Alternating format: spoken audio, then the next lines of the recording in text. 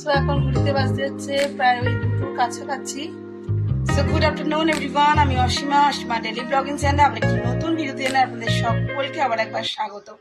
আশা করবো আপনারা সকলে বেশ ভালো আছেন, সুস্থ আছেন, যে যেখানে আছেন আর যেভাবে আপনারা যেখান থেকে আমার ভিডিওটি আপনারা দেখছেন। তো চলুন, তবে আজকে হয়ে গেল বুধবার, না বৃহস্পতিবার, আজকে হয়ে গেল বৃহস্পতিবার 9 তারিখ, আর এখন সময় দেখালাম 2টো বাজতেই যাচ্ছে। তো চলুন আজকে ব্লগটা এখন থেকে শুরু করা যাক। সো এতক্ষণ করছিলাম আমার কেকের অর্ডারের কাজ। আর আজকের আমাদের দেখা তো আপনাদেরকে সত্যি খুব খারাপ লাগে, কিন্তু আমার যেহেতু ডেইলি ব্লগ না দিলে হয় না, তো সেই কারণেই আর কি আপনাদের সঙ্গে আমাকে সেটা শেয়ার করতেই হয়। তো চলুন দেখায় আজকে দুপুরে লাঞ্চে কি কি করলাম। তেমন কিছুই করিনি, সেটা দেখাবার মতন অবশ্যই নয়। তো যাই হোক, যেহেতু আপনাদের সঙ্গে আমি শেয়ার করি তাই শেয়ার করছি।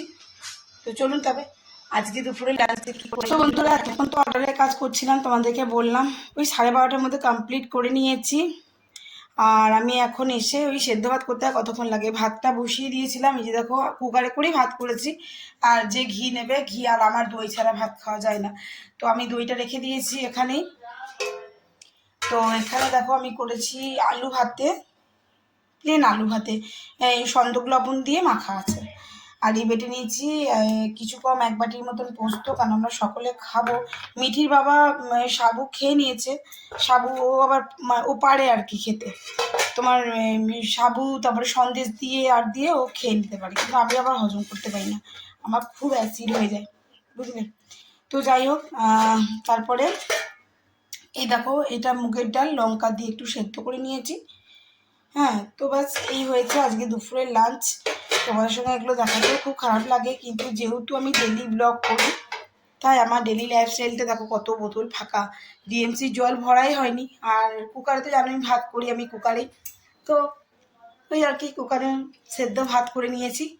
এই হয়েছে আমাদের, এগুলোই খাবো। তো চলো, আর সকাল থেকে টিফিন বলতেও একটুখানি শরবত করেছিলাম। আর মিঠি যেহেতু আজকে পরীক্ষা নেই, তার জন্য ও একটু রকম আমার সঙ্গে শরবতই খেয়েছিল। তো যাই হোক, সকাল থেকে করতে করতে অর্ডারে অনেকগুলো কাজ ছিল, সেগুলো কমপ্লিট করলাম। সেগুলো করে টুরে তারপর আমি চান না করে তো ধরো রান্নাঘরে ঢোকা যাবে না, তো চান করেই আমি অর্ডারের কাজগুলো করছিলাম। চান করে তারপর আমি এই দুপুরের লাঞ্চটা তৈরি করলাম, কেন এখন ধরো তোমার এই 2টো বাজতে যাচ্ছে, মা আবার 1:30-2টোর মধ্যে খেয়ে নেয় আর কি, তো মা এবারে খেয়ে নেবে, তারপর আমরা খাবো। তো চলো, ব্লগ অবশ্যই সঙ্গে থেকো, দেখতে পাবো আজকে ব্লগটা। আজকে আমাকে যেতে হবে আবার বাজার যাবো, কিছু সবজি আনবো। আজকে মিটির ছুটি, মানে 9 তারিখ ছুটি, কালকে আবার 10 তারিখে এক্সাম আছে, আবার 12 তারিখে ছুটি, 13 তারিখ থেকে টানা 18 তারিখ অবধি পরীক্ষা চলবে। তার মধ্যে যদি রবিবার পরে তোমার, তাহলে রবিবার ছুটি, না এর মধ্যে একটা রবিবারে ছুটি পড়বে, তারপর টানা পরীক্ষাটা চলবে, আর কোনো ছুটি ছাটা কিছু দেবে না। তো সেই হলো কথা। তো চলো, ব্লগটা অবশ্যই কন্টিনিউ করবো। কালকে তোমার সঙ্গে ব্লগ করে আসলে কি করব সেটাই, মানে এই যে তোমাদেরকে দেখালাম, এটা আমার নিজেরই মানে দেখতেই খারাপ লাগে। তো এটা কাউকে দেখানোটা আমার মনে হয় না বেশ ভালো। তো যাই হোক, ওখানে কিছু যেহেতু বলেনি ওরা হবিষির জন্য আমাদেরকে, তো আমাদেরকে তো কিছু খেতে হবে। এবার যেহেতু আমরা পারছি, ধরো কি আর করবো, তার জন্য যেমন পারলাম আর কি, ওই মুগের ডাল সেদ্ধ, আলু সেদ্ধ, একটু পোস্ত বাটা, এতে আমার খাইবে। আর মায়ের জন্য লেবু, আর আমার একটু দই হলেই হয়ে যায়। চলো তবে ব্লগে কন্টিনিউ থেকো। আর মিঠিকে তো যা দেবে তাতে যদি একটু ঘি আলু পাতে মেখে দেবে, মিঠি তাতেই ভাত খেয়ে নেবে। এদিকে আমার মেয়েকে নিয়ে কোনো সমস্যা নেই, ঘি দিয়ে দিলে, আলু ভাতে চটকে দিলে ভাতের সঙ্গে, ও ঝপঝপ খেয়ে নেবে, তোমাকে বলবে না যে আমার এই লাগবে ওই লাগবে, কিচ্ছু লাগবে না। চলো তবে ব্লগটা কন্টিনিউ করবো, ব্লগে অবশ্যই সঙ্গে থেকো। গুড ইভিনিং, না এখন আর গুড ইভিনিং বলা চলে না, এখন বেজে গেছে ঘুরতে 8:32, আর আমি রেডি হয়ে বেরিয়ে পড়েছি বাজার। কিছুটা সবজি লাগবে, তার আগে যেটা লাগবে সেটা হলো শাশুড়ি মায়ের জন্য ওষুধ। এ মাসের ওষুধটা শেষ হয়ে গেছে, তো এ মাসের ওষুধটা আনতে গেছিলাম। মাকে এখন ওষুধটা দিয়ে যাবো আমি আবার এখন বাজার। তো বাজার থেকে একটু সবজি টবজি আনতে হবে, নাহলে সবজি ছাড়া তো সেদ্ধ কিছু খাওয়া যাবে না।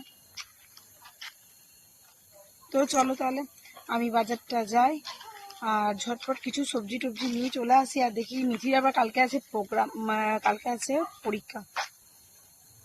যেহেতু মিঠি যাবে স্কুল, তো সকাল সকাল একটুখানি ইপি করে দেবো।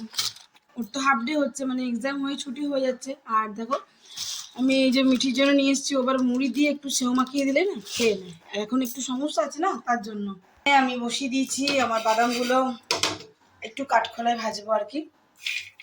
আর রাতে ডিনারের জন্য আমি সকালে সবই আছে, আর কিছু করতে হবে না আলাদা হবে। এই দেখো বাদামগুলো একবার ভেজেছি, কিন্তু এখন একটু হিট করব। একটু হিট দিয়ে দিলে কী হয় বলতে ছাড়াতে আমার একটু সুবিধা হবে, কড়কড়া করে ছাড়িয়ে দেবো করি। এটা ছাড়িয়ে রেখে দিতে হবে আমাকে।